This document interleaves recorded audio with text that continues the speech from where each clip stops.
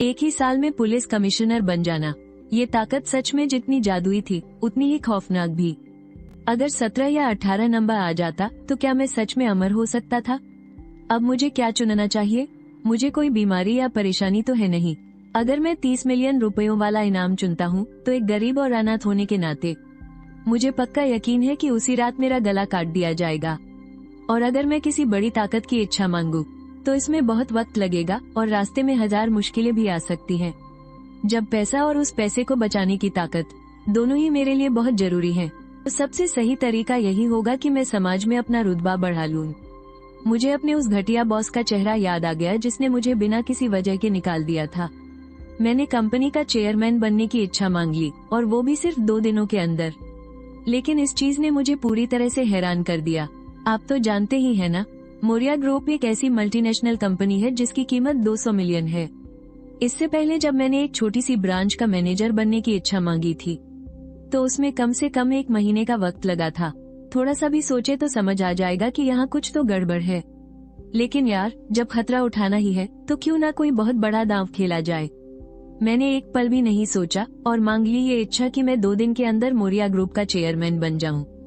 पासा कुछ देर के लिए बिल्कुल शांत हो गया और फिर उस पर कुछ अक्षर चमकने लगे। 23 तारीख रात 10:43 दक्षिणी इलाके के ओवरपास रोड की 7वीं गली। इसमें सिर्फ जगह और वक्त की पूरी जानकारी ही नहीं थी, बल्कि इसने मेरे दिमाग में उस जगह का एक बिल्कुल साफ और सटीक 3D नक्शा भी बना दिया था। ये कल की बात है, कल सब कुछ अपने आप साफ हो जाएगा। वक्त खत्म होने से आधे घंटे पहले मैं उस जगह के पास पहुंच चुका था। ये इलाका खतरनाक गुंडों और बदमाशों का अड्डा था, इसलिए मैंने बहुत संभल कर कदम बढ़ाना शुरू किया। ये सोचना भी मुश्किल था कि जॉर्ज मौर्या जैसा इतना मशहूर अरबपति ऐसी गंदी और खतरनाक जगह से भी कोई नाता रख सकता है। अब सिर्फ 7 मिनट बचे थे। मैं 6ठी गली तक पहुंच गया था कि अचानक मुझे गोलियां चलने की जोरदार आवाज सुनाई दी। लोगों के भागने और हथियारों के टकराने का शोर मेरे बिल्कुल पास से गुजरा। मैं गली के एक अंधेरे कोने में छिप गया। मेरी तो सांस लेने की भी हिम्मत नहीं हो रही थी। क्या मेरी सारी मेहनत पर पानी फिरने वाला है?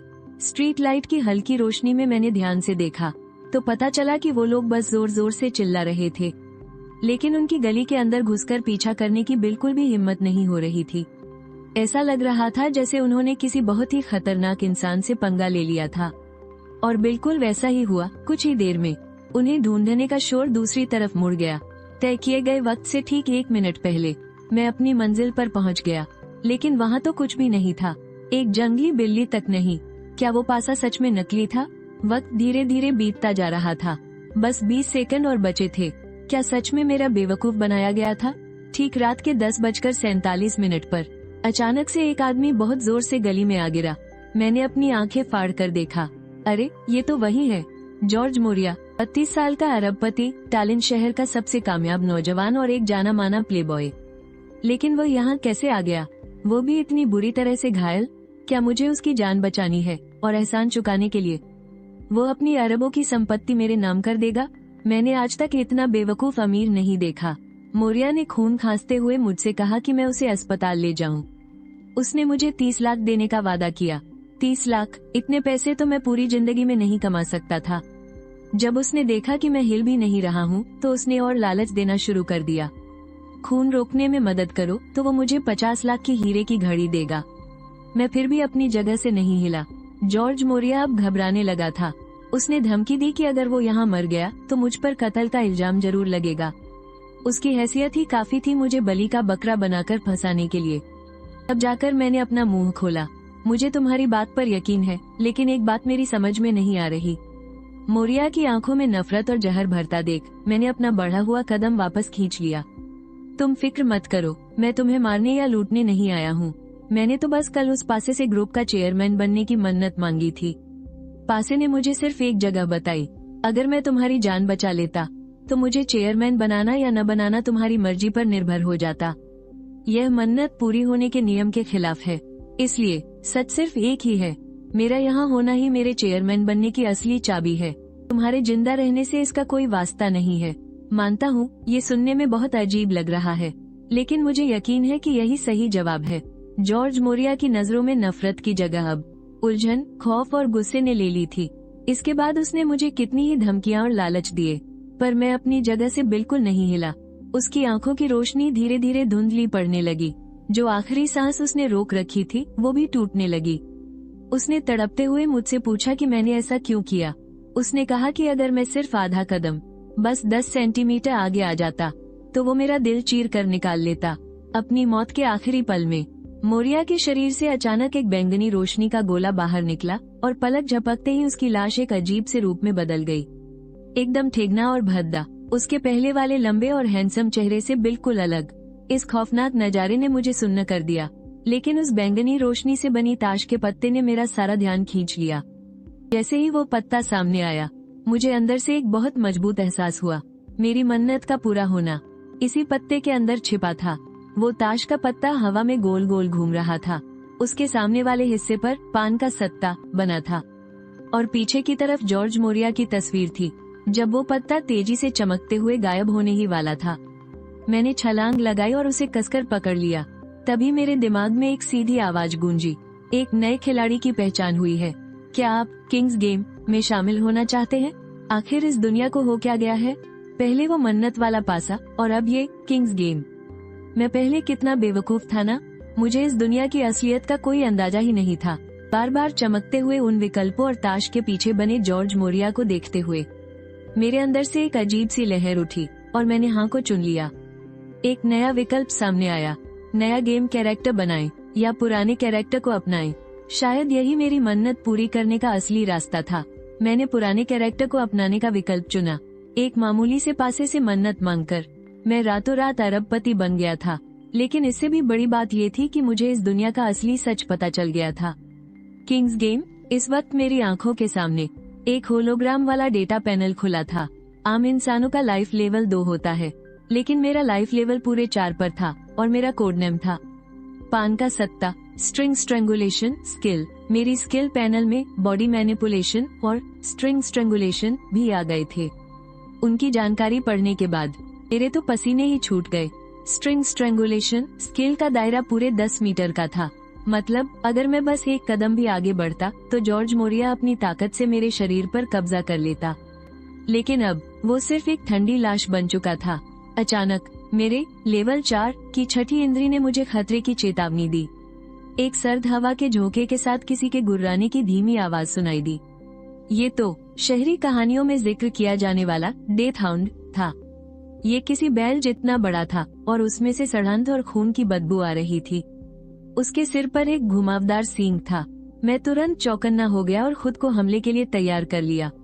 लेकिन उस डेथ हाउंड ने अचानक जमीन पर पड़ी मोरिया की लाश पर झपट्टा मारा। वो अपने शिकार को बचाते हुए अपनी जलती हुई आंखों से मुझे घूरने लगा। मैंने अपना बायां हाथ उठाया। मैं बस अपनी नई सीखी हुई स्किल को आजमाना चाहता था। ये देखते ही उस डेथ हाउंड ने तुरंत अपना गुर्राना बंद कर दिया और दुम दबाकर लाश को घसीटते हुए रात के अंधेरे में गायब हो गया। समझदार है तू। अगर पूरा सफाचट नहीं किया ना तो तेरी टांगे तोड़ दूंगा। चलो, लाश को ठिकाने लगाने की मेरी सिरदर्दी तो खत्म हुई। और अब उस जगह पर जमीन पर एक डायरी चुपचाप पड़ी थी। मैंने उसे उठाया और ध्यान से उसके पन्ने पलटने लगा। जॉर्ज मोरिया की जिंदगी के राज धीरे धीरे खुलने लगे। मोरिया के खानदान की जड़ें महान समुद्री यात्राओं के युग के पायरेट किंग से जुड़ी थी। लेकिन 13वीं पीढ़ी तक आते आते वो एक ऐसा इंसान बन गया था जिसमें कोई जादू ही नहीं था। जादुई विरासत को पाना उसका एक पागलपन बन चुका था। आखिरकार उसे एक खबर मिली।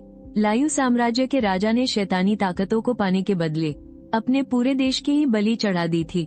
अगर कोई खिलाड़ी बन जाए तो वो बेइंतहा ताकत पा सकता था, और अगर कोई उस राजा को ही मार डाले तो वो उन शैतानी ताकतों को लूट सकता था। गुमनामी की जिंदगी से तंग आकर मोरिया ने अपनी सारी दौलत बेच दी और उसके बदले एक सोर खरीदा। बिना किसी डर के उसने लायू साम्राज्य की जमीन पर कदम रख दिया। लेकिन डायरी यहीं खत्म हो गई। आगे के पन्नों पर सिर्फ गुप्त कोड लिखे हुए थे। मैंने हार ना मानते हुए 10-12 पन्ने और पलटे, तब जाकर एक जानी पहचानी भाषा में कुछ और लिखा हुआ मिला। हे जॉर्ज मोरिया, तुम्हारी मौत बिल्कुल सही हुई है। तुम्हें मरना ही चाहिए था। अब से जॉर्ज मोरिया मैं बनूंगा। एक और लंबे गुप्त कोड के बाद लिखा था, धत तेरे की, तो मतलब हॉट का सेवन हमेशा से ही मौत का पैगाम था। मेरी खातिर उस इंसान को जरूर मारना। और रही बात मेरी सलाह की, तो वो ये है कि अच्छे से सीखते रहना। मैंने एक गहरी सांस बाहर छोड़ी। इस इंसान को दूसरा जॉर्ज मोरिया कहा जा सकता है। इसके साथ बिल्कुल वैसा ही हुआ था जैसा मेरे साथ हुआ था। आगे की नई लिखावट ने मेरे इस शक को यकीन में बदल दिया था। मुझे यह मानना ही पड़ेगा। इस डायरी में लिखी गालियां और उसका घमंड साफ झलक रहा था। लगता है मरने के बाद मोरिया जिस आवारा भिखारी में बदल गया था ना, वही उसकी असली औकात थी। उसने तो डायरी में बड़ी बड़ी डींगे भी हाँकी थी कि कैसे उसने बॉडी मैनिपुलेशन स्किल का इस्तेमाल करके 10 दिन और 10 रात तक रंगरलियां मनाई थी। एकदम नंबर 1 का अय्याश था वो। मैंने डायरी बंद कर दी।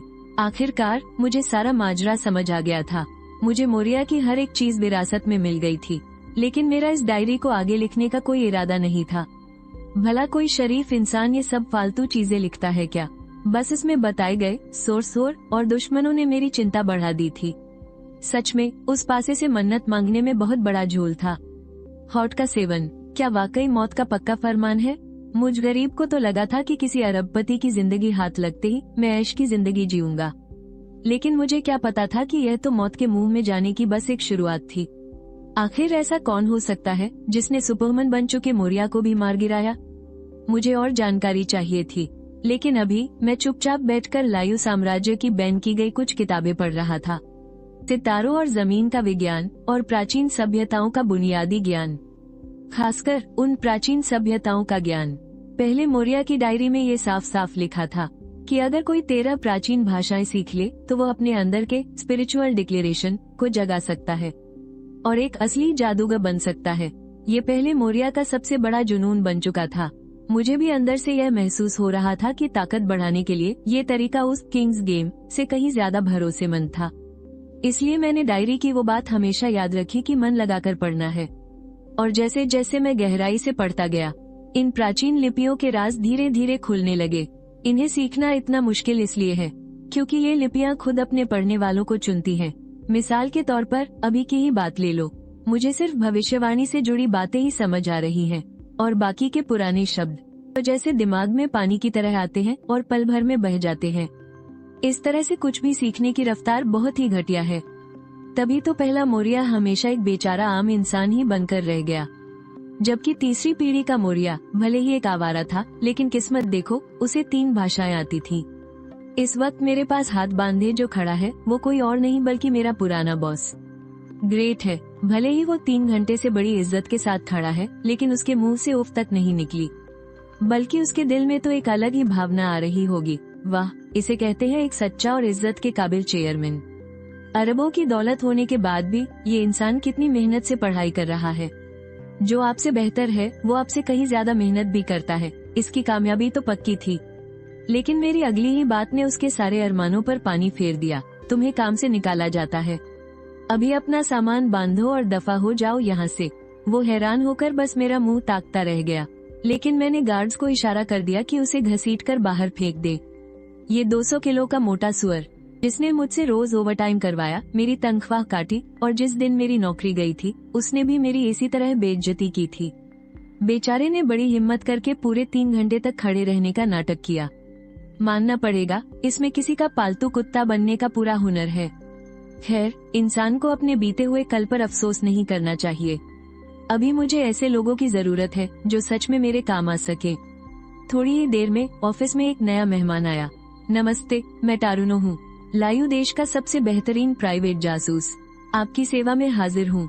मैंने अपनी किताब बंद की और बिना हिले उसे ऊपर से नीचे तक घूरने लगा। एकदम बढ़िया सूट, बात करने का तमीजदार लहजा और चेहरे पर गजब का आत्मविश्वास। अब देखना ये था कि क्या ये सच में वैसा ही है जैसा इसके बारे में सुना गया है। क्या सच में डार्क वेब की सारी खबरें इसकी मुट्ठी में हैं? तो मिस्टर टारुनो, आप मेरे लिए क्या खास खबर लेकर आए हैं? टारुनो ने बड़े शांत और सधे हुए अंदाज में कहा। अगर मेरा अंदाजा सही है तो आप लायू देश के 52 शासकों में से एक हैं, है ना?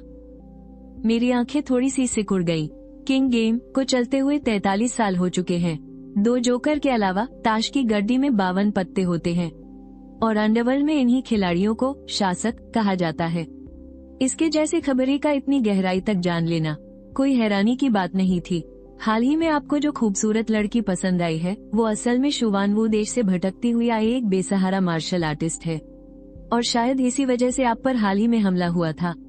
शुवान वू देश तो अब तबाह हो चुका है, लेकिन वहाँ की सीक्रेट तकनीकों पर कई लालची लोगों की नजर है, और इस तरह का एक बेसहारा और बर्बाद हो चुका अखाड़ा जाहिर है बहुत से लोगों की दिलचस्पी का कारण बनेगा। लगता है इस टारूनों में सच में दम है। बहुत खूब, आज से तुम मेरे लिए काम करोगे, और फिलहाल मेरे पास तुम्हारे लिए एक काम है। 2 घंटे बाद मैं अपनी गाड़ी से होंग जीमैन के ठिकाने पर पहुंचा। टारूनों की खबर एकदम पक्की थी। मुवान छिंग सच में होंग जीमैन की ही वारिस थी, लेकिन उस आवारा मोरिया को वो सिर्फ इसलिए पसंद आ गई थी क्योंकि वो बला की खूबसूरत थी। सच में उसने चुभने वाले कांटों से भरा सबसे खतरनाक गुलाब ही चुना था। जैसे ही मेरी गाड़ी का दरवाजा खुला, मेरे लेवल 4 वाले खतरे के सेंसर्स पागलों की तरह अलार्म बजाने लगे। मुझे ऐसा लगा जैसे किसी ने मेरे माथे के ठीक बीचों बीच कोई नुकीली चीज टिका दी हो। जिस्म पर पूरा कंट्रोल। मौत के साए में घिरे उस एक पल में हाथ 7 की सुपर पावर एक्टिवेट हो गई।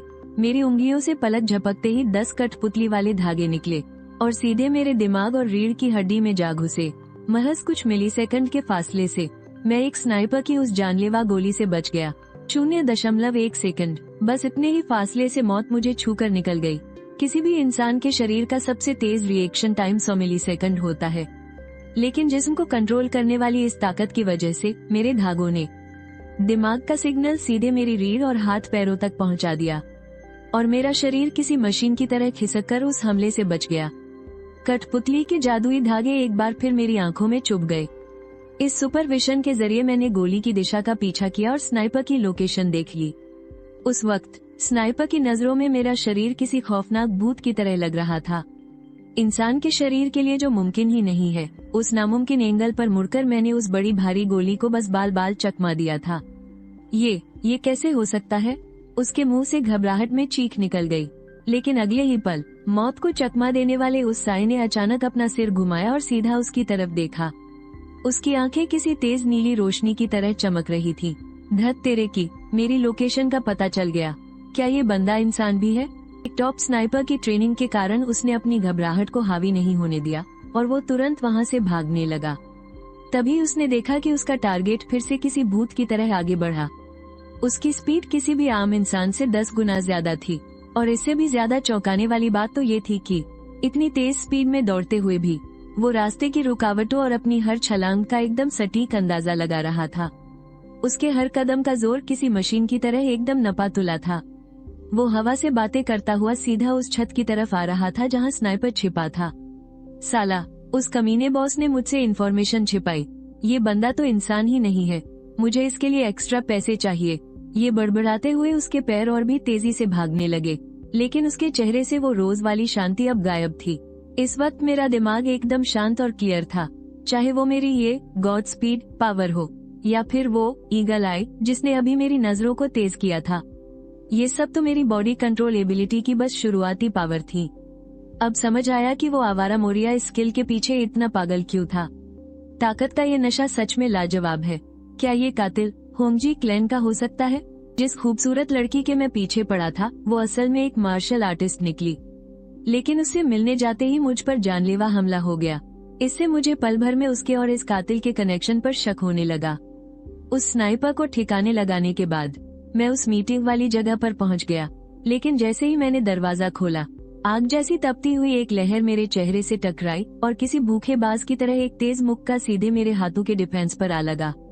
भले ही मैं पूरी तरह से अलग था, लेकिन एक मार्शल आर्टिस्ट की असली ताकत ने मुझे अंदर तक झकझोर कर रख दिया। मेरे घाव से खून बहने लगा। मैंने बिना कोई रिएक्शन दिए अपनी बॉडी कंट्रोल पावर का यूज किया ताकि मेरे सेल्स तेजी से हील कर सके। धीरे धीरे खून का बहना रुक गया और मेरी नई मसल्स तेजी से जुड़कर उस घाव को भरने लगी, और मुझ पर हमला करने वाले का चेहरा अब धीरे धीरे साफ होने लगा था। उसके बाल कमर तक लंबे थे, उसका चेहरा बेहद खूबसूरत था और उसका फिगर एकदम स्लिम और अट्रैक्टिव था। उसकी आंखों में एक अजीब सा शांत कॉन्फिडेंस था जो सिर्फ एक ताकतवर इंसान में होता है। उसका ये एटीट्यूड मोरिया की उस फालतू सी हरम पार्टी से कहीं ज्यादा क्लासी था। अब समझा कि वो इसके हुस्न के पीछे पागल क्यों था। तो क्या उस कातिल को तुमने भेजा था? क्या होंगजी क्लैन अब लायू देश में अपना सिक्का नहीं जमाना चाहता? मेरे इस कड़वे सवाल को सुनकर उस लड़की की आंखों में एक पल के लिए कंफ्यूजन दिखा, लेकिन अगले ही पल उसकी नजरें एकदम सख्त हो गईं। लायू देश के नेताओं में हमेशा से गद्दार छिपे रहे हैं। इस दुनिया में सिर्फ ताकत की ही असली वैल्यू है। तुमने कहा था कि तुम होंगजी क्लैन को यहाँ सेटल होने में मदद करोगे, लेकिन अगर तुम कल का सूरज ही नहीं देख पाए तो तुम्हारे इन खोखले वादों का कोई मतलब नहीं। इतना कहते ही मु वानकिंग फिर से मेरी तरफ झपटी। उसके मुंह के टूटते तारों की तरह तेज थे और फुर्ती किसी बिजली जैसी। हैरानी की बात तो ये थी कि उसकी स्पीड मेरी बॉडी कंट्रोल वाली स्पीड के बिल्कुल बराबर थी। मेरी आंखों में एक तेज चमक आ गई। आजा, दिखा अपना दम। बॉडी कंट्रोल एक्टिवेटेड और हम दोनों के जबरदस्त मुंह के हवा में एक दूसरे से टकरा गए। इस झटके से मु वानकिंग के मुंह से एक दर्द भरी आवाज निकली और उसका पूरा शरीर पीछे की तरफ खिसक गया। होंगजी क्लैन वैसे भी अपनी स्पीड के लिए जाना जाता है, लेकिन उसे अंदाजा नहीं था कि मेरी स्पीड भी उससे रत्ती भर कम नहीं है। Red falcon fist, shadow sweep, बस एक ही पल में उसने अपनी सांसों को कंट्रोल कर लिया था और उसकी मसल्स का इस्तेमाल 20% तक बढ़ चुका था। वो अपने मुक्कों को हवा में घुमाते हुए फिर से मेरी तरफ बढ़ी, लेकिन मेरे ईगल आई विजन में मु वानकिंग की स्पीड अचानक और भी ज्यादा तेज हो गई थी। इसे चकमा देना नामुमकिन था। मेरे हाथों से तुरंत कठपुतली के 5 धागे निकले और पलक झपकते ही उसे चारों तरफ से जकड़ लिया। मु वानकिंग ने शर्म और गुस्से से तिलमिलाते हुए कहा, छोड़ो मुझे। उसके पास इस्तेमाल करने के लिए और भी ताकतवर गुप्त तकनीकें थी, लेकिन इस वक्त उसका पूरा शरीर जकड़ा हुआ था। वो रत्ती भर भी ताकत नहीं लगा पा रही थी। होंगजी संप्रदाय का असली जानलेवा वार एक मास्टर लेवल की तकनीक है जो मांसपेशियों का इस्तेमाल 35% तक पहुंचने के बाद ही काम आती है। इससे कोई भी मार्शल आर्टिस्ट खुद को होंगजी में बदल सकता है, लेकिन संप्रदाय के मुखिया अभी भी गहरी नींद में हैं और चेले या तो बिखर गए हैं या भाग गए हैं। सैकड़ों लोगों वाले इस बड़े संप्रदाय में अब सिर्फ 5 ही वफादार बचे हैं। अब सारी जिम्मेदारी उसी के अकेले के कंधों पर आ गिरी है। मेरे चेहरे पर पूरी शांति थी। हमारी पहले ही बात हो चुकी थी। मैं तुम्हारा मार्शल आर्ट स्कूल दोबारा बनाने में मदद करूंगा और तुम मुझे होंगजी संप्रदाय की गुप्त किताब दोगी। मु वानकिंग अपनी बात पर अड़ी रही। गुप्त तकनीक ही हमारी जड़ है। जब तक तुम होंगजी संप्रदाय में शामिल नहीं हो जाते। ये सुनकर मेरे चेहरे पर गुस्सा छा गया। होंगजी संप्रदाय में शामिल होने का मतलब था उनकी सारी दुश्मनी मोल लेना। वे लोग हमेशा दर दर भटकते रहे हैं और मुसीबतों में घिरे रहे हैं। ऊपर से ब्लैक ब्लड फेडरेशन भी उनके खून का प्यासा है। मैंने ठंडे लहजे में कहा, तुम्हें क्या लगता है मैं तुम लोगों का रास्ता नहीं रोक सकता? जिसके पास पैसा है वो कुछ भी कर सकता है, और जहाँ तक मुझे पता है तुम्हारे मुखिया की नसों में बहुत गहरी चोट लगी है। आसपास के छोटे देशों में उनका इलाज करने की कोई तकनीक नहीं है। ये सुनकर मु वानकिंग ने अपनी सांसें रोक ली और नजरें झुका ली। ये जॉर्ज मोरिया अचानक किसी दूसरे इंसान की तरह कैसे बदल गया? वो तो इस कश्मकश में थी कि खुद को उसके हवाले कर दे या नहीं, लेकिन अब ऐसा लग रहा था कि खूबसूरती उसे अपने जाल में नहीं फंसा सकती। मैं तुम्हें किताब दे सकती हूँ, लेकिन आखिरी गुप्त तकनीक सिर्फ हमारे मुखिया ही जानते हैं। तुम्हें पहले उनकी जान बचानी होगी। मुखिया के शरीर में अपनी बॉडी कंट्रोल करने वाली ऊर्जा की तारे डालने के बाद मुझे पूरी स्थिति समझ आ गई। उनकी जान बचाने के लिए मेरी बॉडी कंट्रोल की ताकत को लेवल 2 तक ले जाना ही होगा। अब वक्त आ गया है कि मोरिया के छुपाए हुए सोर्सोर को बाहर निकाला जाए। बस एक खूबसूरत मार्शल आर्टिस्ट की मदद करने के चक्कर में मुझे फिर से एक नए जानलेवा हमले का सामना करना पड़ा, लेकिन इससे मुझे कई और राज भी पता चले। हालांकि पुरानी लिपियों को समझना बहुत मुश्किल है, लेकिन जब मैंने उन्हें काबू करने के लिए डेस्टिनी मैजिक डाइस का इस्तेमाल किया तो मैंने देखा कि वो शब्द जो पहले मुझे कभी समझ नहीं आते थे, अचानक मुझे बहुत जाने पहचाने लगने लगे। जैसे जैसे मेरी आध्यात्मिक शक्ति बढ़ी, मैंने डायरी के और भी कई राज खोल दिए। हर कार्ड में सिर्फ एक ही खास ताकत होती है, लेकिन जब मोरिया ने सोरसोर को पान के पत्ते वाले 7 नंबर के कार्ड के पास रखा तो एक अजीब बात हुई। वो कार्ड अचानक जिंदा हो गया और सोरसोर को निगलने लगा। यही वजह है कि पान के 7 नंबर वाले कार्ड के पास 2 ताकतें हैं। सोरसोर की ताकत को वापस लाने के लिए मोरिया को मजबूरन उस सोरसोर को खदान में दफनाना पड़ा और उसे पूरी तरह से बंद कर दिया। लेकिन हाल ही में उस खदान में लगातार अजीब धमाके हो रहे हैं। ऐसा लग रहा है जैसे कोई जानबूझकर मुझे वहां बुलाने की चाल चल रहा है। मैंने अपनी आंखें मली जब से मुझे वो जादुई डाइस मिला है। मुसीबतें एक के बाद एक चली आ रही हैं। जब भी मुझे कोई सुराग मिलता है मैं फिर से किसी नई उलझन में फंस जाता हूँ। मेरी बढ़ती हुई आध्यात्मिक शक्ति की बदौलत मेरे सीखने की रफ्तार तेज से तेज होती जा रही है। मेरी बॉडी कंट्रोल करने की ताकत ने मेरे मार्शल आर्ट्स को तेजी से बेहतर बना दिया है, लेकिन मेरे दिल का डर अभी भी जाने का नाम नहीं ले रहा है।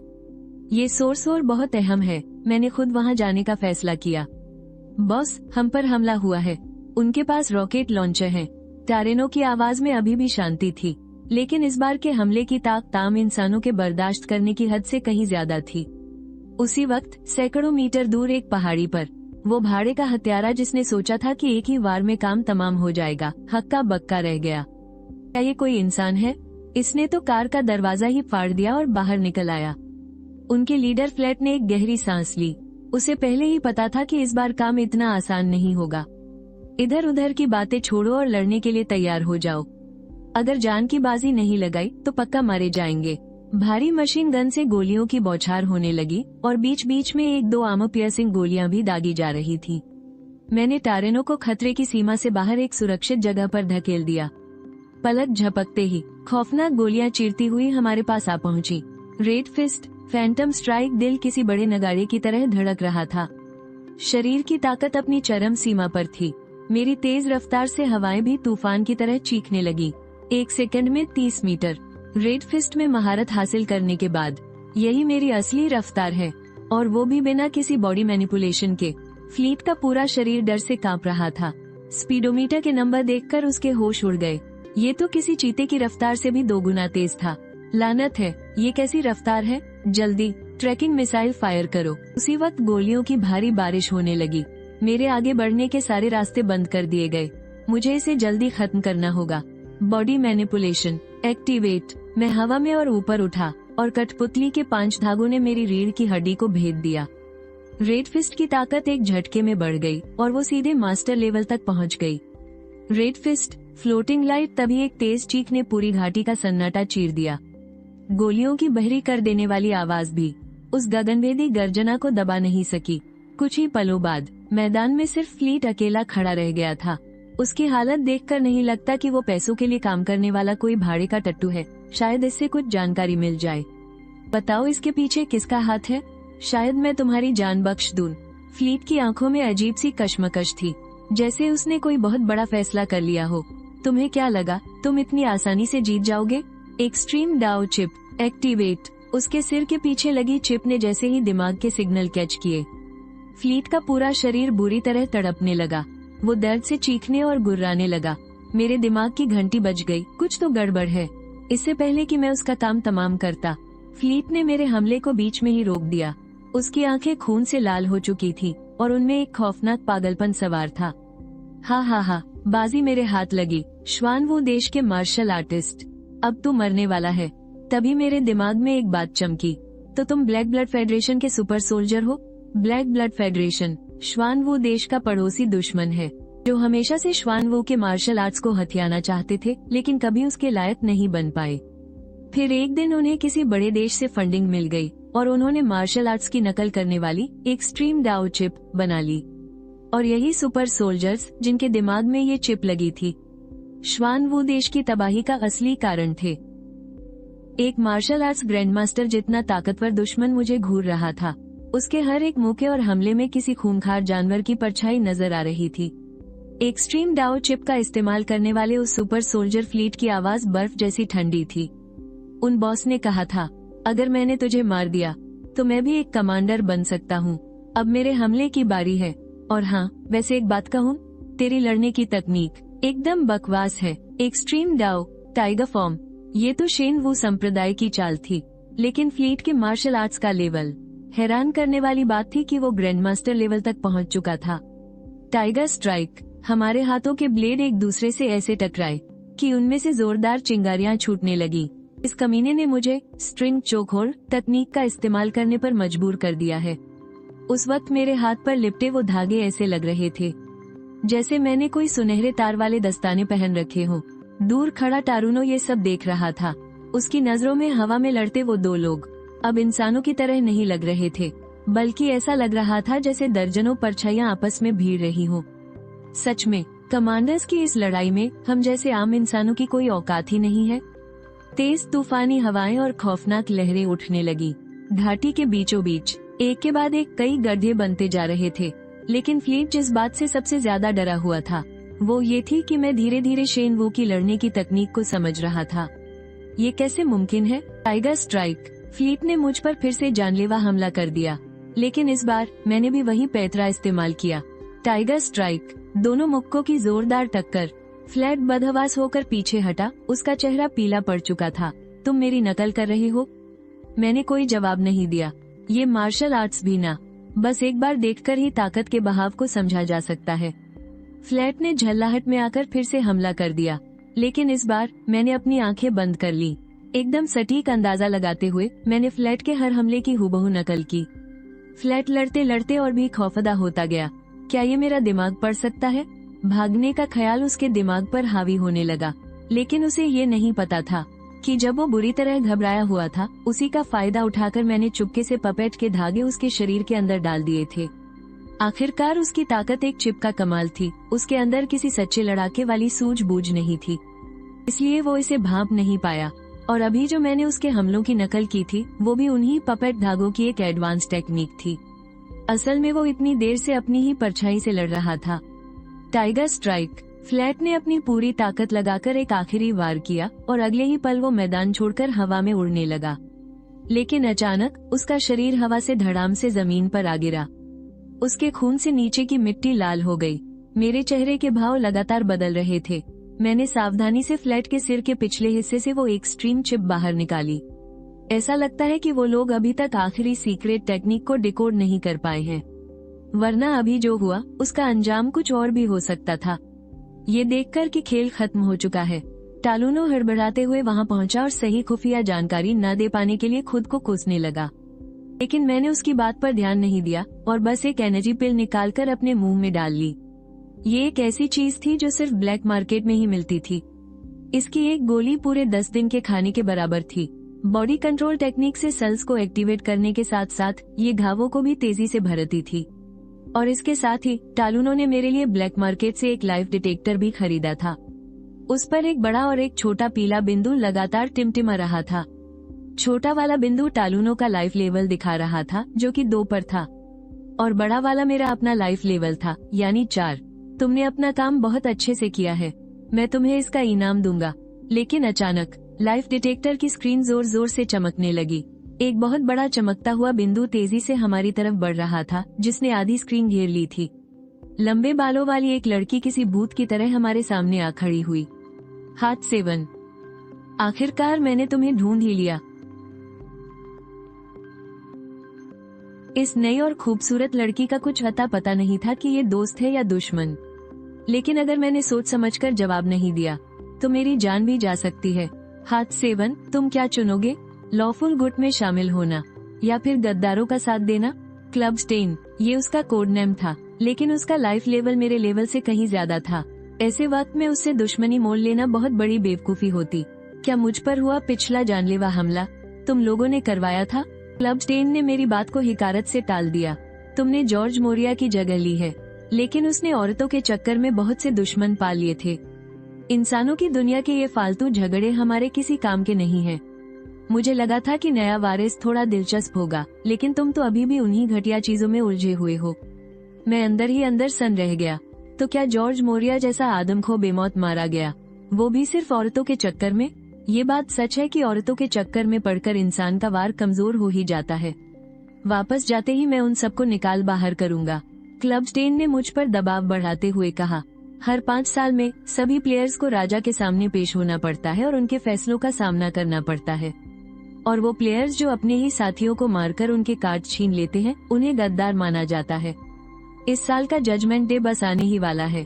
अगर तुमने गद्दारी का रास्ता चुना तो मुझे तुम्हें यहीं जान से मारने में कोई गुरेज नहीं होगा। उसकी बातों में सच्चाई थी।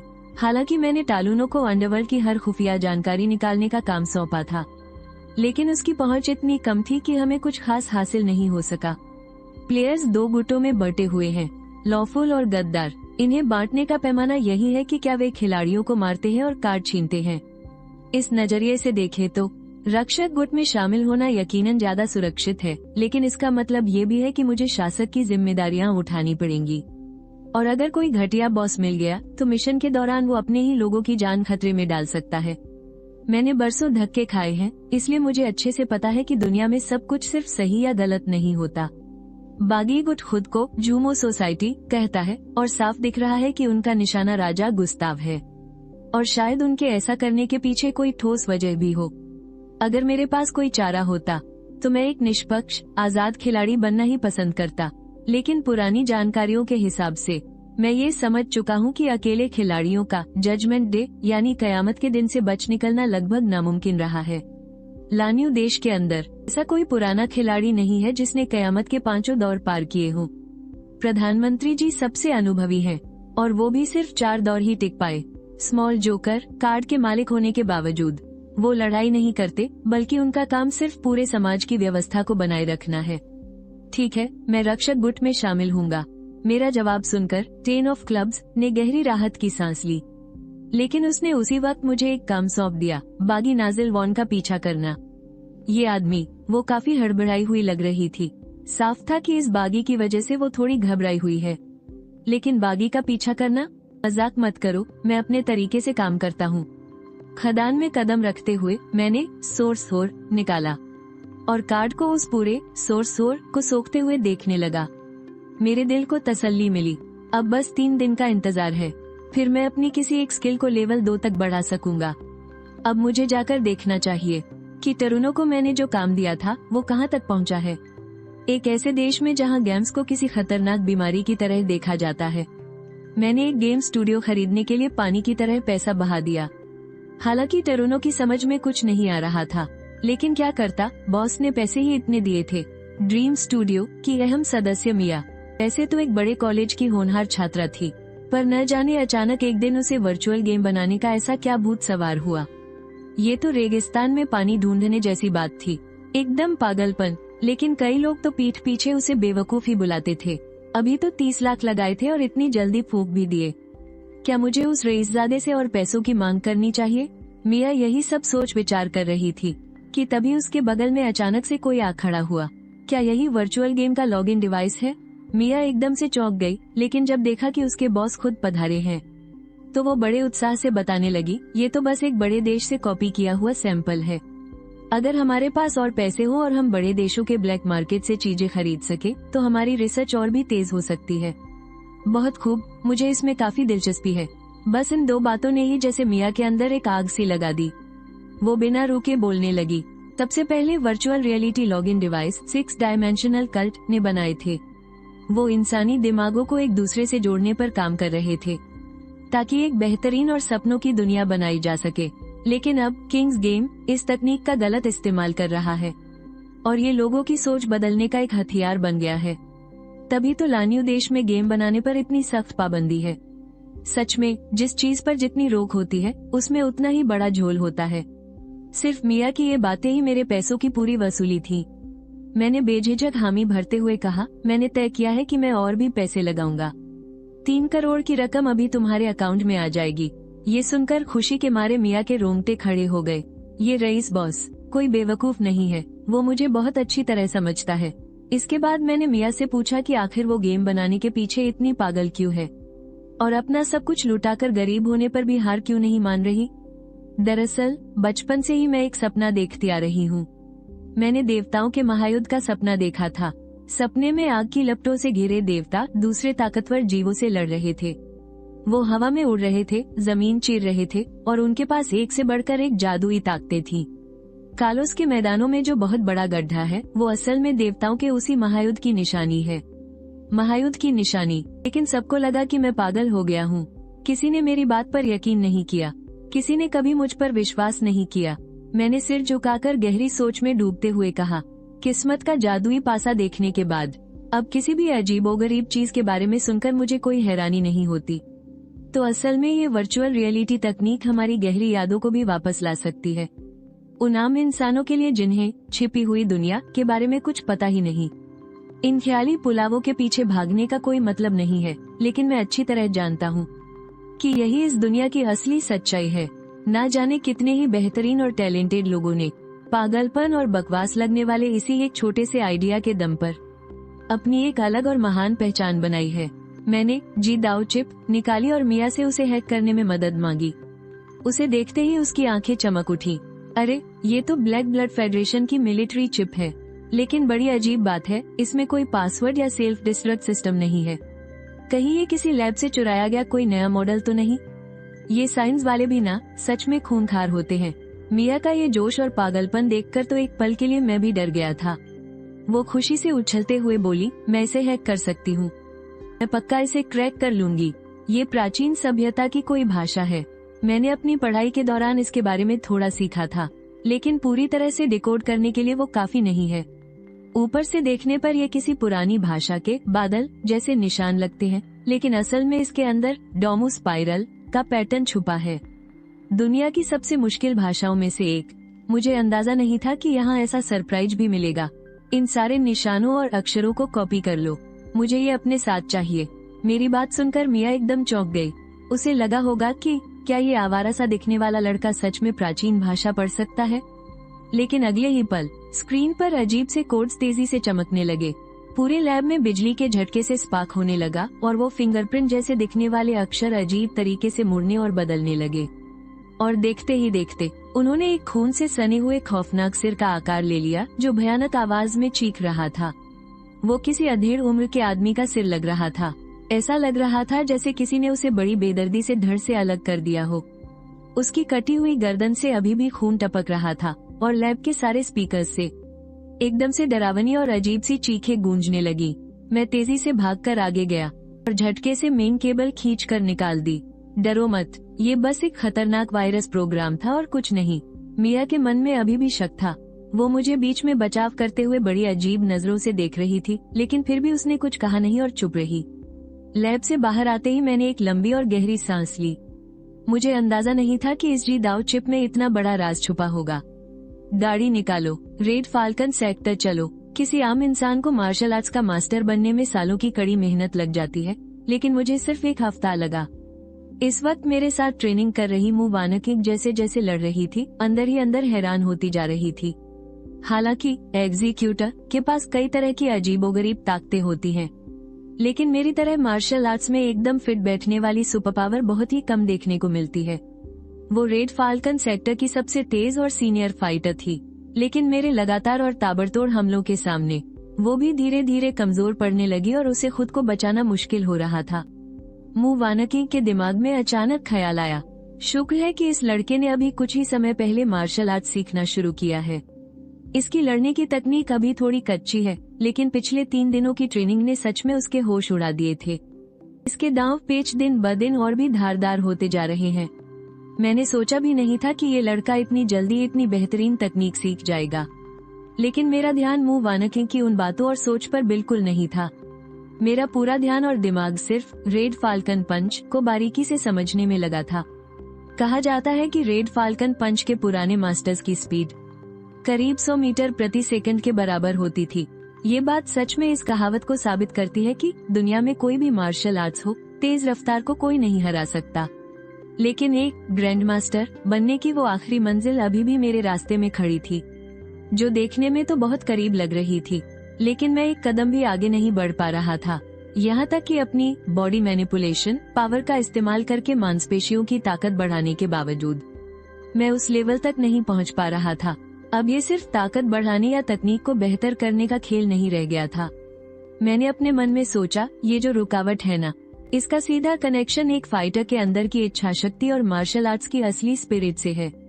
और मेरी इस इच्छा शक्ति की जो भी समझ थी, वो पूरी तरह से मास्टर यूहोंग वू के उस इलाज से मिली थी।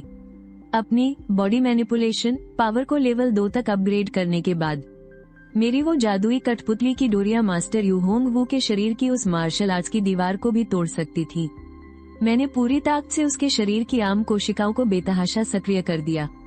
वे कैंसर की तरह बेतहाशा बढ़ने लगी और टूटी हुई नसों को फिर से जोड़ने लगी। जाहिर है ये प्रक्रिया बेहद दर्दनाक और खतरनाक थी। केवल यूहोंग वू जैसा महान योद्धा ही इतने भयानक इलाज को सह सकता था। मैं भी इस दौरान लगातार सुधार कर रहा था। यह मुश्किल इलाज पूरे आधे घंटे तक चला। इसके खत्म होने के बाद हम दोनों पसीने से ऐसे तरबतर और थके हुए थे जैसे अभी पानी से बाहर निकाले गए हों। यूहोंग वू ने हैरानी से अपने हाथ को हिलाकर देखा और इस चमत्कार को देखकर उसकी आंखें फटी रह गईं। उसका मायूस और मुरझाया हुआ चेहरा फिर से खिल उठा था। एक महान योद्धा बनने का उसका सपना दिल में फिर से जाग उठा था। उसने मन ही मन कसम खाई। मैंने सोचा भी नहीं था कि सिर्फ एक प्राचीन मार्शल आर्ट ग्रंथ को देखने भर से मुझे इतनी गहरी चोटें आएंगी, लेकिन अब मेरी मंजिल का रास्ता साफ हो चुका है। वो प्राचीन ग्रंथ तो मैं हासिल करके ही रहूंगा। हमारा सौदा पूरा हो गया। इस वक्त होंगजी कबीले की सबसे गुप्त तकनीक चाओ तियान चुए सुरक्षित मेरे पास थी, लेकिन मैंने जल्दबाजी में इसका अभ्यास नहीं किया। योद्धाओं की मानसिक शक्ति बेहद रहस्यमयी और गहरी होती है। यूहोंगवू ने होश में आते ही जिस तरह पहचान लिया कि मैं मोरिया के भेष में हूँ, ये बात मुझे चौकन्ना करने के लिए काफी थी।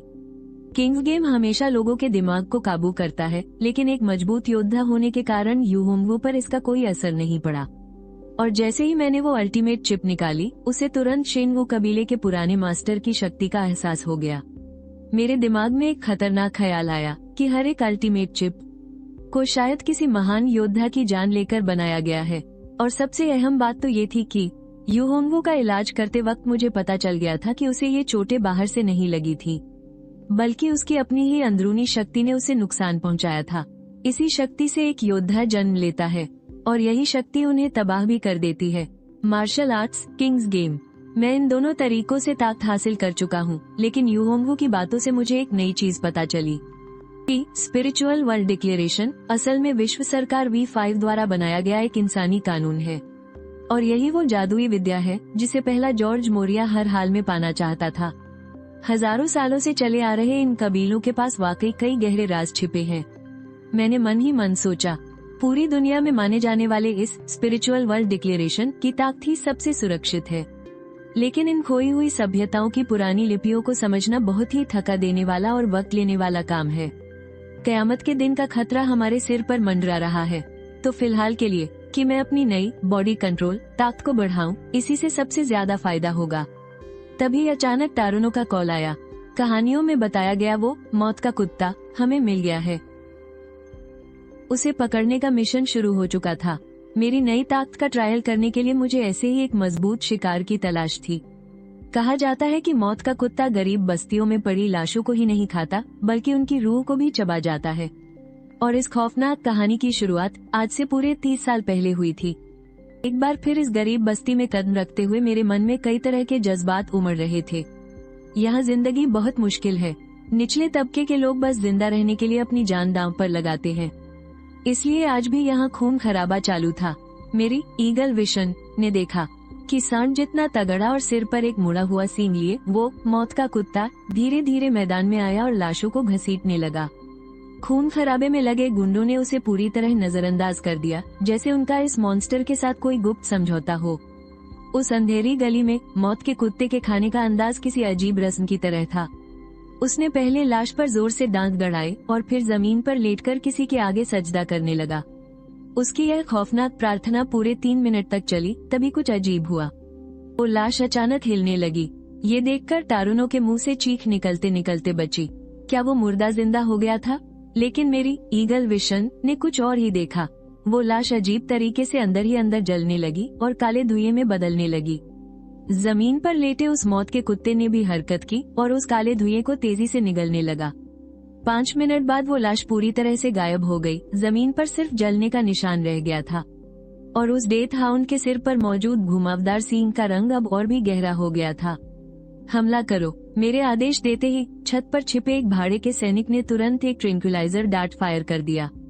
निशाना बिल्कुल सटीक लगा। वह डेथ हाउंड गुस्से से बुरी तरह दहाड़ने लगा, लेकिन उसका ये गुस्सा बस कुछ ही सेकंड टिका और फिर वो लड़खड़ाने लगा। उसके कदम डगमगाने लगे।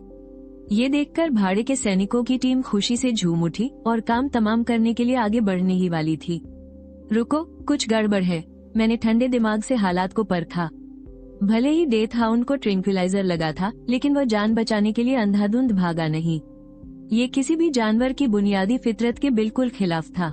और जैसा मैंने सोचा था, ठीक अगले ही पल उस दरिंदे ने अचानक पलटकर हमला कर दिया। एक सैनिक को बुरी तरह काटने के बाद वो वहाँ से भाग निकलने की फिराक में था। धत तेरे की, एक कुत्ते ने हमें चकमा दे दिया। टीम के लीडर ने तुरंत अपना बैकअप प्लान एक्टिवेट कर दिया। एक ड्रोन तेजी से उस डेथ हाउंड की तरफ झपट्टा मारते हुए नीचे आया और जैसे ही दूरी 10 मीटर रह गई, ड्रोन से एक हाई वोल्टेज इलेक्ट्रोमैग्नेटिक जाल निकला और उसने उस कुत्ते को पूरी तरह से जकड़ लिया। लीडर ने गुस्से से थूकते हुए कहा, कमीने कुत्ते, ये हाई वोल्टेज जाल 10 टन के हाथी को भी सुन्न कर सकता है। अब देखता हूँ तू कैसे बचकर निकलता है। कुत्ते के मुंह से दर्द भरी गुर्राहट निकलने लगी। वो जितना तड़पता, जाल उतना ही कसता जाता, लेकिन अगले ही पल हर तरफ कुत्ते का खून छिटक गया। इलेक्ट्रोमैग्नेटिक जाल कुछ सेकंड के लिए चमका और पलक झपकते ही डेथ हाउंड ने उसे चीर कर रख दिया। उसके खून में खौफनाक तेजाब जैसा असर था। आजाद होते ही वो बिना कोई पल गनवाए वहाँ से बिजली की रफ्तार से भाग खड़ा हुआ। भाड़े के सैनिकों के लीडर का चेहरा गुस्से और शर्म से पीला पड़ गया। शुरुआत ही इतनी खराब, क्लाइंट के सामने उनकी नाक कट गई थी, अब उनका परमानेंट होना शायद नामुमकिन था। पीछा करो इसका। ड्रोन अपने लाइफ डिटेक्टर रडार के साथ पागलों की तरह गली मोहल्लों की खाक छानने लगा। आधे घंटे की मशक्कत के बाद रडार का सिग्नल जमीन से 20 मीटर नीचे एक सीवा में जाकर रुक गया। सारे सैनिक एक दूसरे की शक्ल देखने लगे। डेथ हाउंड की ताकत देखकर हर किसी के पसीने छूटे हुए थे। ऐसा लग रहा था कि अब मुझे ही मैदान में उतरना होगा। वो अंडरग्राउंड रास्ता बेहद तंग और गुप्त अंधेरा था। डेथ हाउंड के तेजाबी खून के निशानों का पीछा करते हुए मैं धीरे धीरे उसके ठिकाने तक पहुंच गया। उसका वो अड्डा इंसानों के फेंके हुए कपड़ों और पुराने सोफों से बना था। मैंने बस एक सरसरी निगाह डाली और अपना ध्यान वहां से हटा लिया। लेकिन तभी दीवार के उस हिस्से पर जहां वो कुत्ता अपने नाखून घिसता था, मुझे इंसानी हाथों से लिखा कुछ दिखाई दिया। मुझे नफरत है, गुस्ताव ने हमें धोखा दिया। ऐसा क्यों है कि हम लगातार बूढ़े होते जा रहे हैं जबकि गुस्ताव दिन ब दिन और जवान होता जा रहा है। नफरत है मुझे। हम गुस्ताव को मार क्यों नहीं पा रहे? लानत है इस लायु साम्राज्य पर। मैं उस खंडहर को गौर से देखने लगा। इसका मतलब है कि डेथ हाउंड वाकई 30 साल पहले पैदा हुआ था, यानी उस खूनी बगावत के दौर में जिसे ब्लड कूप कहा जाता है। उन लोगों का मकसद गुस्ताव की हुकूमत को उखाड़ फेंकना था, लेकिन आज यह इतिहास सिर्फ डार्क वेब की गहराइयों में दफन है। यह मैसेज जरूर उसी खूनी बगावत के किसी बचे हुए बागी ने लिखा होगा, और उस बागी को खाने के बाद ही डेथ हाउंड को अपनी ये खौफनाक ताकतें मिली होंगी। मैंने बिना किसी शोर के उस दीवार की लिखाई को मिटा दिया। राजा और प्रधानमंत्री के बीच दुश्मनी की अफवाहें डार्क वेब पर हमेशा से छाई रही हैं। इसके पीछे जरूर किसी का हाथ है। हालांकि ये भी सच है कि मौजूदा प्रधानमंत्री क्रोजर उसी खूनी बगावत के बाद सत्ता में आए थे। इतने सालों में उन्हें राजा की असलियत का अंदाजा तो लग ही गया होगा। इस साल के चुनावों में प्रधानमंत्री की करारी हार असल में राजा गुस्ताव की तरफ से उन्हें एक सीधी चेतावनी थी। आखिरकार राजा के माइंड कंट्रोल गेम के असर तले ये जनता की आवाज कुछ और नहीं बल्कि सिर्फ गुस्ताव का रचा हुआ एक छलावा है। खैर, इन उलझे हुए ख्यालों को किनारे रखते हैं। मुझे उस डेथ हाउंड की गंध मिल चुकी थी। मेरे हाथों से चांदी के धागे तेजी से हवा में लहराने लगे। String strangulation. वो धागे एक बवंडर की तरह घूमे और उन्होंने तहखाने की दीवार को चीर कर रख दिया। मेरा शरीर धीरे धीरे नीचे उतरने लगा और ठीक नीचे वो डेथ हाउंड अकेला और मायूस बैठा अपने घाव चाट रहा था। आखिरकार ढूंढ ही लिया तुझे। हालात और भी बदतर हो गए हैं। प्रधानमंत्री की हत्या कर दी गई है। छोटा जोकर कार्ड भी कोई छीन कर ले गया है। जब मैंने यह अफवाह सुनी तो मेरे अंदर बेचैनी और भी ज्यादा बढ़ गई। हालांकि इस खबर की अभी पुष्टि नहीं हुई है, लेकिन चिड़ी के 10 के रवैये से मैं काफी कुछ समझ चुका हूँ। छोटा जोकर कार्ड किंग्स गेम का इकलौता ऐसा कार्ड है जो लड़ाई के लिए नहीं है। पूरे सिस्टम को चलाने की जिम्मेदारी इसी की है। ये सच में एक बहुत ही बुरा संकेत है। अगर रक्षकों का मिशन फेल हो जाता है तो तकनीकी विभाग चिड़ी का 10 यकीनन मुझे कोई न कोई जबरन काम सौंप देगी और फिर मेरे आराम के दिन हमेशा के लिए खत्म हो जाएंगे। मुझे याद है जब हम पहली बार मिले थे तो हमारी ताकतों में कितना फर्क था।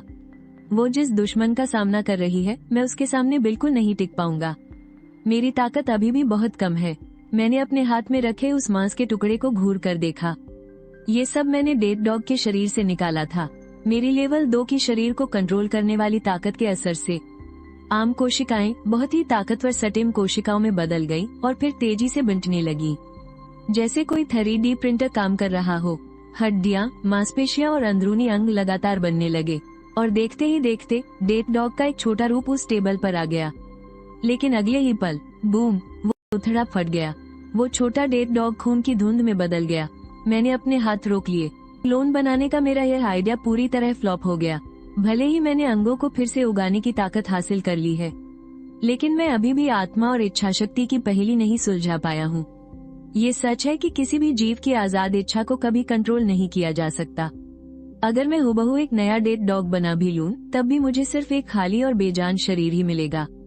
शुक्र है कि डेड डॉग का शरीर इतना मजबूत था, जिसकी वजह से मैं अपनी शरीर को कंट्रोल करने की ताकत को इस हद तक बढ़ा पाया। अंगों को उगाने की इस ताकत के साथ मेरी पुरानी कोशिकाओं को जोड़ने और मांस बढ़ाने की कला मिलकर, इसे आप एक तरह से अमर होने का सस्ता जुगाड़ कह सकते हैं। अब आप सोचेंगे कि मैंने असली डेड डॉग पर यह तजुर्बा क्यों नहीं किया। वो इसलिए क्योंकि मैंने देखा कि इस डेड डॉग के सिर पर मौजूद वो घुमावदार सींग पैदाइशी नहीं था, बल्कि वो एक बहुत ही उलझा हुआ और जादुई मंत्र था। ये पुरानी सभ्यता की किसी भाषा का हिस्सा है। डेड डॉग पर इस तरह की मुहर लगाने वाला जरूर कोई बहुत ही ज्यादा ताकतवर इंसान रहा होगा। मैं अभी ऐसे किसी इंसान से पंगा लेने की हालत में बिल्कुल नहीं हूँ, लेकिन इन मंत्रों की पढ़ाई से मुझे बहुत फायदा हुआ। मेरी रूहानी ताकत बढ़ गई है और मेरी जान की ताकत भी बढ़कर 5 हो गई है। अब जाकर इन खराब हालातों में मेरे पास खुद को बचाने लायक थोड़ी बहुत ताकत आई है। मैंने उस डेड डॉग को वापस शहर में छोड़ दिया। वो कुत्ता तो जैसे मौत के मुंह से बाहर आया हो। वो जोर से भौंका और वहाँ से 9-2-11 हो गया। मुझे नहीं पता कि यह मेरा वहम था या सच, लेकिन क्या वो कुत्ता अभी मुझे गालियां दे रहा था? अफसोस, मैं तो उसके शरीर को पूरी तरह से चीर फाड़ कर देखना चाहता था। कितना एहसान फरामोश है वो। जा दफा हो, अगली बार मिला ना तो तेरा सिर फोड़ दूंगा। तभी अचानक मेरे कम्युनिकेटर से खरखराहट की आवाज आई। उसमें से चिड़ी के 10 की एकदम ठंडी और सख्त आवाज सुनाई दी। पान का साथ, नागिल वॉन इस वक्त अराजकता के शहर में छिपा हुआ है। ये तुम्हारा नया और जरूरी टास्क है। 3 घंटे बाद मैं उस अराजकता के शहर में पहुंच गया। मैं सोच ही रहा था कि अचानक वहाँ 4 खिलाड़ी आ धमके। मैं घबराकर झट से छिप गया। कहीं ऐसा तो नहीं कि मेरे यहाँ होने की खबर किसी को लग गई है। यह एक ऐसा शहर है जिसके गुंडे बदमाशों को देखकर गोथम सिटी भी शर्म से पानी पानी हो जाए। गद्दार नागिल वॉन छोटा जोकर कार चुराने के बाद यहीं आकर छिपा है। लेकिन मैंने कोई भी जल्दबाजी नहीं की। मुझे इस शहर का माहौल कुछ ठीक नहीं लग रहा था। कहते हैं कि इस शहर में ये गुंडागर्दी और तबाही आज से 30 साल पहले शुरू हुई थी, जब यहाँ एक बहुत ही रहस्यमयी खिलाड़ी पैदा हुआ था और वही असल में इस शहर को चलाता है। उसने अपने ही हाथों से इस अराजकता के शहर को मुजरिमों का स्वर्ग बना दिया है। यहाँ के लोग गोथम सिटी से भी ज्यादा खतरनाक हैं। नागिल वॉन के पास हुक्म का 3 कार्ड है जो उसे आने वाले अच्छे या बुरे वक्त का अंदाजा दे देता है, लेकिन लड़ाई के मामले में वो एकदम फिसड्डी है। अगर उसने यहाँ छिपने का फैसला किया है तो पक्का उसने उस रहस्यमयी खिलाड़ी के साथ कोई न कोई सौदा जरूर किया होगा। मैं ये सब सोच ही रहा था कि अचानक उस शहर में 4 खिलाड़ी आ गए। मैंने घबराकर खुद को छिपा लिया। क्या सच में मेरे यहाँ होने की भनक लग गई है? इसी बीच उन खिलाड़ियों में से 2 सीधे शहर के अंदर चले गए। ऐसा लगा जैसे वो अराजकता का शहर अचानक नींद से जाग उठा हो और उसने अपना शिकार करना शुरू कर दिया। गोलियों की बौछार और चीख पुकार के बीच 2 खिलाड़ियों के मुंह से जोर की गाली निकल गई। इस तरह के स्वागत की उन्हें बिल्कुल भी उम्मीद नहीं थी। 1 दर्जन से ज्यादा लड़ाकू हेलीकॉप्टर उनके पीछे पड़े थे और अंधाधुंध गोलियां बरसा रहे थे। दूर खड़े तमाशा देख रहे बाकी 2 खिलाड़ियों को इस बात से कोई फर्क ही नहीं पड़ रहा था। जाहिर है वो सब एक ही टीम के हिस्से नहीं थे, लेकिन इंसानी दुनिया के ये खतरनाक हथियार भी उन खिलाड़ियों का बाल तक बांका नहीं कर सकते थे। कुछ ही पलों के बाद हवा के पंख लगाए एक खिलाड़ी तेजी से आसमान की तरफ उड़ा और उसने देखते ही देखते दर्जन भर हेलीकॉप्टरों के परखच्चे उड़ा दिए। हालांकि मैं काफी दूर था, लेकिन अपनी बाज जैसी तेज नजरों से मैं साफ देख सकता था कि उसके पास हवा को काबू करने की ताकत है। उन 4 खिलाड़ियों को एक एक करके उस तबाही के शहर में घुसते देख मैंने भी बिना कोई पल गंवाए अपना कदम बढ़ा दिया। लेकिन उस तबाही के शहर में कदम रखते ही मेरे अंदर जो खतरे की घंटियां जोरों से बज रही थी, वो अचानक बिल्कुल शांत हो गई। मैंने उस शहर को गौर से देखा। ये गैंगस्टरों का स्वर्ग था, जहाँ रोज खून खराबा होना आम बात थी। बाहर की दुनिया इस शहर को इसी नजर से देखती थी, लेकिन अंदर आकर नजारा ही कुछ और था। अजीब बात थी, पर यहाँ एक अलग ही तरह का सलीका और नियम कायदा महसूस हो रहा था। खास तौर पर इस शहर की मशहूर ग्रेफिटी कला, एकदम नई सोच वाली, मॉडर्न, अजीबोगरीब और गहरे रहस्यों से भरी आकृतियाँ। इन खूंखार अपराधियों ने तरह तरह के अजीबोगरीब चित्र दीवारों पर उकेर रखे थे, जो उनके अंदर छिपे पागलपन और गुस्से को चीख चीख कर बयान कर रहे थे। ऐसा लग रहा था जैसे मैं किसी बिल्कुल ही अलग और अनोखी दुनिया की गलियों में घूम रहा हूँ। इसका अपना ही एक अलग मजा था। यहाँ की ये स्ट्रीट आर्ट तो सच में कमाल की है, लेकिन अगले ही पल मेरी आंखें फटी की फटी रह गईं। ये ग्रेफिटी मेरे दिमाग और जज्बातों के साथ खेल रही थी, और ये कोई अरे गहरे चित्र नहीं थे। इन सब में एक बहुत पुरानी सभ्यता की रहस्यमयी भाषा, जिसे नींद की लिपि कहा जाता है, वो छिपी हुई थी। कहते हैं कि इस लिपि का जन्म सपनों की दुनिया में हुआ था। लेकिन इस पूरे शहर के गुंडों को ये पुरानी लिपि पढ़ना कैसे आ गया? मैंने उन रहस्यमयी शब्दों को पढ़ना और समझना शुरू किया। शैतानी ड्रैगन का राज होगा, इंसानों का इंसाफ होगा, दर्द ही कला है, पाप ही कला है। वो शैतानी ड्रैगन सब कुछ मिटा कर रख देगा। तभी सड़क के एक कोने में मुझे कुछ पियक्कड़ नजर आए। हाथ में धारदार हथियार लिए ये सो कॉल्ड कलाकार दीवारों पर अपनी कलाकारी दिखा रहे थे। लेकिन उनकी स्याही काले रंग की नहीं थी, बल्कि वो उनके ही जिस्म के घावों से टपकता हुआ ताजा खून था। गुंडों से मुझे कोई डर नहीं लगता, लेकिन जब पढ़े लिखे गुंडे खून से अपनी कला का प्रदर्शन करने लगे तो यकीनन रूह कांप उठती है। जैसे जैसे मैं गलियों में आगे बढ़ता गया, मुझे एक और बेहद दिलचस्प बात पता चली। ये लोग बाकी शहरों के गैंगस्टरों से बिल्कुल अलग थे। इन्हें सच में लगता था कि ये जो भी पाप कर रहे हैं वो पूरी तरह से गलत है, लेकिन सुधरना इनके बस की बात नहीं थी। इसलिए मुक्ति पाने के लिए ये उस शैतानी ड्रैगन के सामने गिड़गिड़ा रहे थे। इस तबाही के शहर में एक और मशहूर कहानी सुनाई जाती थी कि हर पूर्णिमा की रात को वो महान नीले सिर वाला शैतानी ड्रैगन इस शहर में उतरेगा और वो उन लोगों को जिंदा निगल जाएगा जिनके पापों का घड़ा भर चुका है, और साथ ही वो बाकी सबके पाप भी अपने साथ ले जाएगा। सच में बड़ी मजेदार कहानी है ना? मैंने शहर के हर कोने में फैली उस ग्रेफिटी को अपने हाथों से छुआ। क्या वाकई कोई एक अकेला खिलाड़ी इतनी बड़ी साजिश रच सकता है? पूरे के पूरे शहर को ही अपना शिकारगाह बना लेना। इस अनजान खिलाड़ी के इरादे तो बहुत ही खतरनाक लग रहे थे, और इसके हौसले तो देखो कितने बुलंद हैं। एक बिल्कुल ही सीधा सादा सा दिखने वाला बूढ़ा आदमी मुझसे कला के बारे में बात करना चाहता था, लेकिन मेरी तो सिट्टी पिट्टी गुम हो गई और मैं बिना पीछे मुड़े वहां से रफू चक्कर हो गया। शहर के बीचों बीच बने ड्रैगन स्क्वायर पर एक बेहद विशाल संगमरमर की दीवार थी। उस पर ड्रैगन और 3 सिर 6 हाथों वाले एक खौफनाक राक्षस के बीच हो रही भयानक जंग उकेरी गई थी। मैं वहां चुपचाप खड़ा ही था कि तभी अचानक मेरे ठीक पीछे से एक आवाज गूंजी। ये ड्रैगन की स्तुति का चित्र है। इसमें 5000 साल पुरानी वो घटना दिखाई गई है जब 10 महाविनाशों में से एक नीले सिर वाला शैतानी ड्रैगन इस साम्राज्य पर उतरा था। न जाने कब वो कमजोर सा दिखने वाला बूढ़ा आदमी आकर मेरे ठीक बगल में खड़ा हो गया था।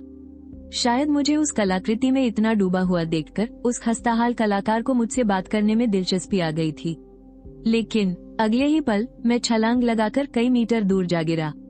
मैंने पूरी तरह से सतर्क होकर उसकी तरफ घूर कर देखा। मेरे शरीर को कंट्रोल करने वाले अदृश्य धागों से जो खतरे का एहसास हो रहा था वो कभी झूठ नहीं बोल सकता। ये बूढ़ा कोई आम इंसान नहीं, बल्कि एक बेहद खतरनाक दुश्मन था। अपनी असलियत पकड़े जाने पर वो बूढ़ा थोड़ा उदास और चिड़चिड़ा सा हो गया। बड़े अफसोस की बात है, मैं तो सच में तुम्हारे साथ कला पर बात करना चाहता था। हाथ सेवन, तुम्हारा यहाँ आना बिल्कुल भी बर्दाश्त नहीं किया जाएगा। ये कहते कहते उसने अपना पेंट ब्रश रंग की बाल्टी में डुबोया, और जब ब्रश बाहर निकाला तो उसकी नोक ताजे खौलते खून की तरह लाल हो चुकी थी, और जैसे जैसे उसका वो लाल ब्रश हवा में घूमने लगा, दीवार पर उकेरा गया वो नीले सिर वाला शैतानी ड्रैगन धीरे धीरे जिंदा होकर रेंगने लगा। भागो, मैंने बिना हिचकिचाए अपनी पूरी ताकत लगा दी और 100 मीटर प्रति सेकंड की भयानक रफ्तार से जादुई ड्रैगन चौक से भाग निकला। उस बूढ़े ने झेपते हुए अपने हाथ पीछे खींच लिए और कई बार कहा अफसोस, फिर मुड़कर वापस दीवार पर चित्र बनाने लगा। कम्युनिकेटर से नागिल वॉन की शक भरी आवाज गूंजी, फेलिक्स, तुमने उस हॉट सेवन को क्यों नहीं मारा? गुस्ताव तो बस यही चाहता है कि लिटिल जोकर कार्ड बर्बाद हो जाए। उसे इससे कोई मतलब नहीं कि ये काम कौन करता है। इसीलिए हॉट सेवन पर गार्डियंस का ट्रैकर लगा दिया गया। इसने सारे खिलाड़ियों को यहाँ खींच लिया है। मैंने कितनी मुश्किल से वो लिटिल जोकर कार्ड हासिल किया था। क्या तुम सच में मुझे कार्ड के पूरी तरह से मिल जाने तक बचा पाओगे? प्रधानमंत्री की हत्या, यह नागिल वॉन का अब तक का सबसे पागलपन भरा काम था, लेकिन भविष्य देखने की उसकी ताकत उसे चीख चीख कर बता रही थी कि अगर वो लिटिल जोकर कार्ड पा लेता है तो सब कुछ उसके हक में होगा, और नतीजों ने उसका भरोसा और भी पक्का कर दिया। प्रधानमंत्री ने पहले ही छुपकर लिटिल जोकर कार्ड को अपग्रेड कर दिया था। अब वो सिर्फ काम बांटने के बजाय सारी ताकतों को एक साथ मिला सकता था। जिसके पास भी लिटिल जोकर कार्ड होगा वो अपोसल अमा बना सकेगा, एक ऐसी ताकत जो राजा को भी टक्कर दे सके। और अब वो बेहद अहम लिटिल जोकर कार्ड नागिल वॉन के हाथों में था, उस बूढ़े फेलिक्स के साथ हुए सौदे को याद करते हुए, जिसमें कार्ड मिलाने के बाद उसे बस कियोस सिटी के किसी बहुत बड़े आदमी से मिलना था। नागिल का चेहरा थोड़ा तमतमा गया। वो बड़ा आदमी चाहे जो कोई भी हो, वो सलामत तो वो हर हाल में हासिल करके रहेगा, कोई उसे रोक नहीं सकता। इसी बीच पूरे शहर में लगातार धमाके और लड़ाइयां हो रही थी। बाकी खिलाड़ी भी नागिल वॉन को ही ढूंढ रहे थे। मैं मुड़ा और शहर की सबसे ऊंची इमारत पर चढ़कर नीचे देखने लगा। स्टार आर्किन मैजिक से मेरी नजरें शहर के नक्शे को बारीकी से समझ रही थी। जैसा मैंने सोचा था, इस शहर की बनावट बिल्कुल किसी जादुई चक्र की तरह रची गई है, लेकिन बारीकियों में कुछ अजीब सी कमियां भी थी जो बिल्कुल बेतुकी लग रही थी। उस मरियल से बूढ़े की कलाकारी को याद करते हुए, क्या ये मुमकिन है कि कियोस सिटी को कोई और ही चला रहा है और उस बूढ़े को बस इत्तेफाक से शहर का थोड़ा सा कंट्रोल मिल गया है? आखिरकार भले ही वो खुद को एक कलाकार कहता हो, लेकिन उसके काम में कला से ज्यादा एक नौसिखिए की मेहनत झलकती है। वो तो पूरे शहर का डिजाइनर बनने के लायक ही नहीं है। रात होते ही फेलिक्स ने तेजी से अपना ब्रश चलाया। खून ऐसे बिखेर रहा था जैसे वो पानी हो। कल पूर्णिमा की रात होगी जब वो सफेद सिर वाला जादुई ड्रैगन सामने आएगा, लेकिन अभी मैं उस ड्रैगन की थोड़ी सी ताकत तो उधार ले ही सकता हूँ। फेलिक्स बड़बड़ाते हुए खून से सने ब्रश से चांद के अक्स पर एक लकीर खींचने लगा। मेरा हुक्म है, उन 5 अजनबियों को मार डालो। खूनी चांद धीरे धीरे झपका। एक डरावनी लाल रोशनी पूरे शहर में फैल गई और सारे गुंडों ने एक साथ अपना सिर उठाया। उनके मुंह से बस एक ही आवाज निकल रही थी, मारो, जान से मारो, जादुई ड्रैगन को बलि चढ़ाओ। बिना किसी चेतावनी के कत्लेआम की रात शुरू हो चुकी थी। सारे खिलाड़ी शहर में मचे इस बवाल में डूब गए। मौत का खेल शुरू हो गया। जैसे ही वो खूनी चांद आसमान में उभरा, कियोस सिटी ने अजनबियों के सामने अपने खूंखार दांत दिखा दिए। एक एक करके सारे उपद्रवी मौत का फरमान सुनाते हुए चीखने लगे। वे शहर के कोने कोने से सड़कों पर उतर आए और पागलों की तरह खिलाड़ियों पर सुसाइड अटैक करने लगे। रॉकेट लॉन्चर और लड़ाकू हेलीकॉप्टर तो आम बात थी उस जंग के मैदान में। एक्सोस्केलेटन आमा तक आ पहुंचे थे। मैंने अपनी रेड फिस्ट की तेज रफ्तार का फायदा उठाया और बिजली की तरह मैदान में दुश्मनों के बीच से निकलने लगा। मेरी उस तूफानी रफ्तार से जो सोनिक बूम पैदा हुआ, उसने ही दुश्मनों के कान के पर्दे फाड़ दिए। इसका असर किसी स्टन ग्रेनेड जैसा भयंकर था। सारे गुंडे दर्द से अपना सिर पकड़कर चीखने लगे। उनके दोनों कानों से खून बहने लगा। अचानक बहरे हो जाने के उस झटके ने उन्हें उस गहरे माइंड कंट्रोल से आजाद कर दिया और वे तड़पते हुए जमीन पर गिर पड़े। लेकिन